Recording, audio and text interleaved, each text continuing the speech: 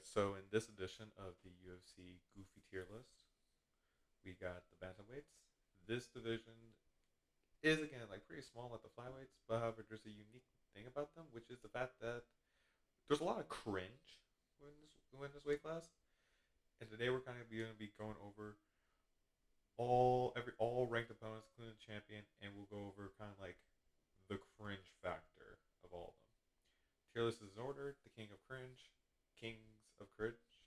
Basically, it's kind of like the pinnacle of cringe. Like, we're talking worse than dad jokes. Prince of cringe, you're like a tier below dad jokes. Cringe just kind of means like, okay, you're like a little cringy. Like, not super bad, but it's also kind of like you're still like cringe. Little cringe is kind of like you have the tendency to be cringe, and not cringe is basically it's kind of like, as the thing implied, you're not cringe. So with that little like short explanation of the way, we'll get on to the tier list. First off, being is the champion, Sean O'Malley. Just based on his actions of what he did, the fact that he's just kind of like, off appearance alone, he should be like Prince of Cringe. But like the fact that he's in like an open relationship, the fact that it's kind of like his like on the mic skills in the press conference, his trash talk is not that good, mainly just because he just has like an incorrect style of it, and just the fact that just kind of like he just everything outside the ring, like this is going like out of the ring stuff. Like there will be some like factors in the ring, but like just because of that, he is like the king of cringe alone. Like he is like low. It would probably be like the lowest tier of this, but like a very high this tier, just from like on present alone. If it was cringe off of like styles to watch, oh, he's not cringe. But like since we're going personality, he's the king of cringe. Next up is that man Marab. Marab, honestly, is kind of just like kind of like a guy where it's just kind of like he just doesn't look super cringy. However, like the Jose Aldo situation, like he also did basically like he practically retired Cejudo, and just for that he's but also the fact he also like didn't want to go against Aljamain Sterling, even though he honestly should have. He would have won the title by now if he would have gone against like Aljo. But like he was just kind of like, no, that's my friend. I'm not gonna do it because he's my friend. So just for that alone, like you're probably going a little cringe. We could have prevented all of this if he were to just fought. So just for that, he's going to the minor cringe. Umar Nurmagomedov. Dude looks like he's standing kind of like the mom I threw up. He has like that sort of stance to him. His fight style is not cringe. Personality is like that of a two by four, and just the way he just like looks, he just looks a little cringy. He just like looks cringe. Worse than Marab, maybe just because of the fact of just like his stance, like the posture alone, kind of is that. Like he just doesn't give off that much of like energy. Really good fighter though, but like yeah, no. Piotr Jan. Honestly, you're rocking me higher than Marab just because of the fact you threw the illegal knee that started all of this. Just because you got confused based on the rules. Just for the illegal knee alone, you automatically are not safe from not cringe. But also because of it, you also caused this and you caused this. So you're a little cringe for that, dude. Next up, Corey Sandhagen. Honestly, he's not really cringy. Not really cringy, really. He did lose to Umar, which kind of gets off, but just like his fight IQ, just like watching his YouTube channel is kind of like cool. And just like, he just doesn't give up the vibe. He's kind of cringy. He just seems like a genuinely like chill dude. He seems kind of chill. And like, that's honestly all I can say. Next up is Davison Figueiredo. Name alone, the God of War, not cringe. 5% not cringe.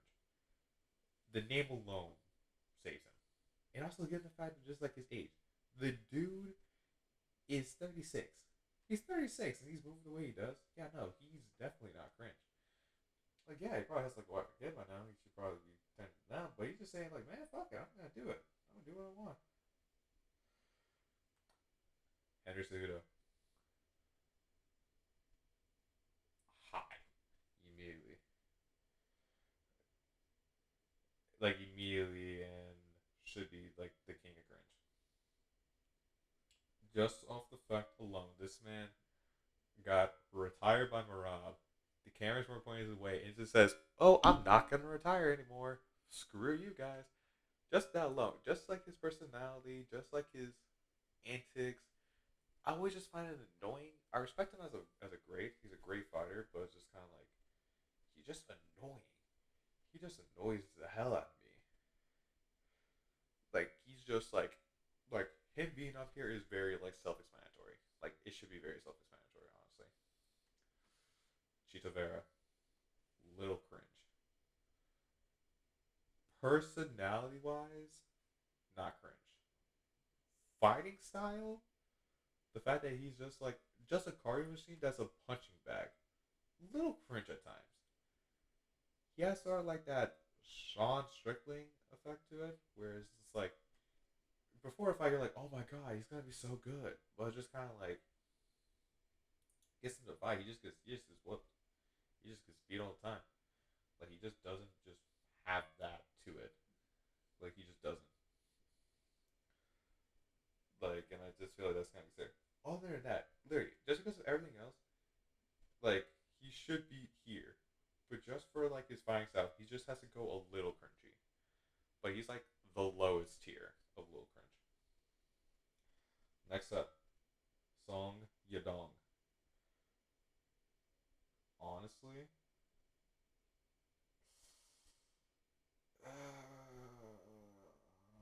what to where to put him?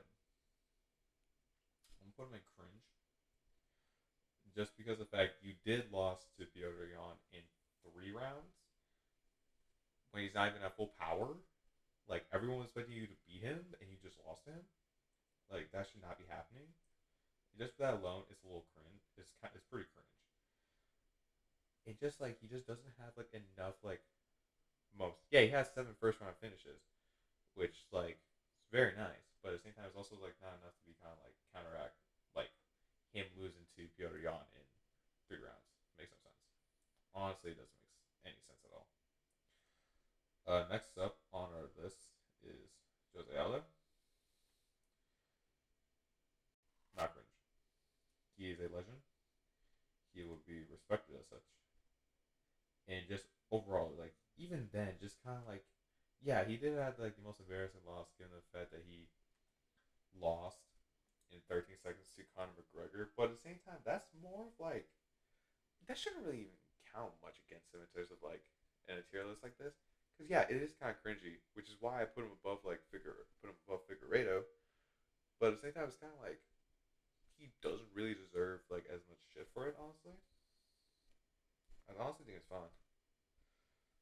Next up, Rob Font. Rob Font. Where to put this guy? Where to put this guy? Where to put this guy? Where to put this guy? Let me try to think. He did get beat by Figueredo. Got beat by Sandhagen. Yanis he beat. Lost to Cheeto. So he lost to Aldo too. Lost to Aldo. Lost to Aldo, Figueredo, Cheeto, Sandhagen. Just for the fact alone he's getting beat by like all these guys who are not cringe, he has to be at least be above them. But no. These guys have a reason to it. Just off of vibe alone. Also, given the fact he also just kind of looks, he just kind of just like looks like he would be a little cringy. He looks like he would state some like he would give off a dad joke here and there. Honestly, that's just kind of like my view of it. Again, majority of this is not based upon fighting skills at all. So that's kind of my thing. Kyler Phillips, honestly, appearance alone, you just look off. Like something just looks off to me here. Like this,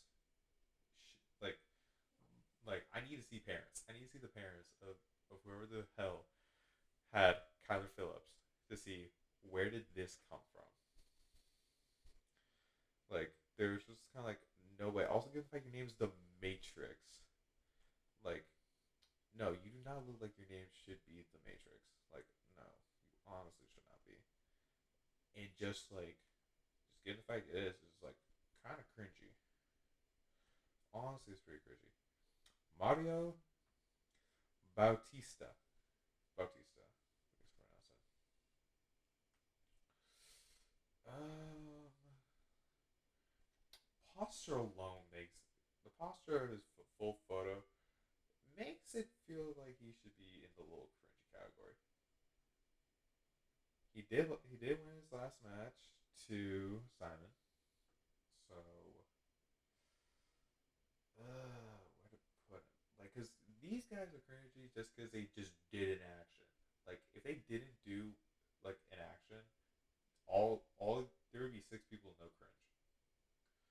So because of that, I think he is like little. I feel like he deserves being a little cringy.